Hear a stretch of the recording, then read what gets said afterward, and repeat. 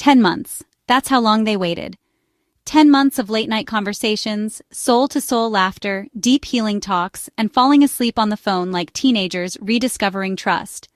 So when Samuel invited her to a 5-star restaurant in Edison, New Jersey, dressed in all white, hair laid, heels clicking with confidence, she thought it was just another date night. Then she felt something hard in her mouth. Confused, she paused. She dipped her fingers into the frosting and pulled it out. A ring, but not just any ring. A glistening, custom 3-carat cushion-cut diamond set in a halo of smaller diamonds that sparkled like her future. Nicole gasped, her heart racing, her trauma whispering, "Don't trust it," but her spirit whispered louder, "This is it. This is your safe place." Nicole, you are the most beautiful woman I've ever laid eyes on. You make my heart melt, spiritually, mentally, emotionally. You've wrapped me in your light with the wisdom you share, the love you give, and the peace you bring. I didn't expect to fall, but I did. And now, I never want to get back up unless it's with you beside me.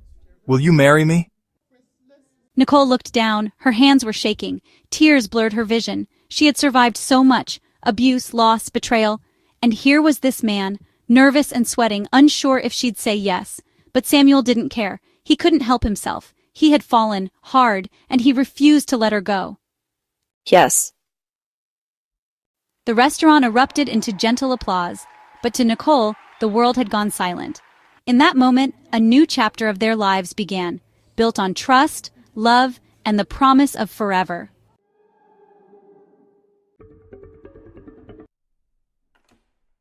Later that night, they returned home. The candles were already lit. Rose petals covered the floor. A bottle of wine waited on ice. Nicole stood in the center of the room, wearing one of Samuel's oversized t-shirts, her bare legs soft and trembling. Samuel walked up behind her, wrapping his arms around her waist. You don't have to be afraid anymore. Promise? With everything in me.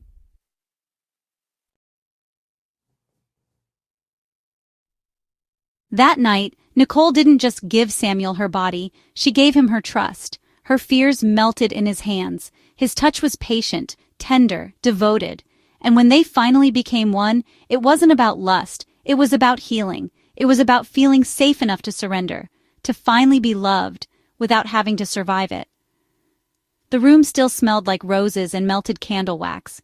Nicole laid across soft white sheets, the warmth of Samuel's hands still lingering on her skin.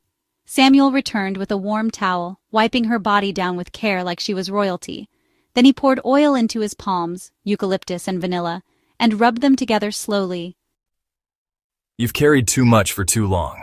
Let me give some of that weight back to God. He started at her shoulders, pressing gently, releasing tension from years of pain, heartbreak, and betrayal.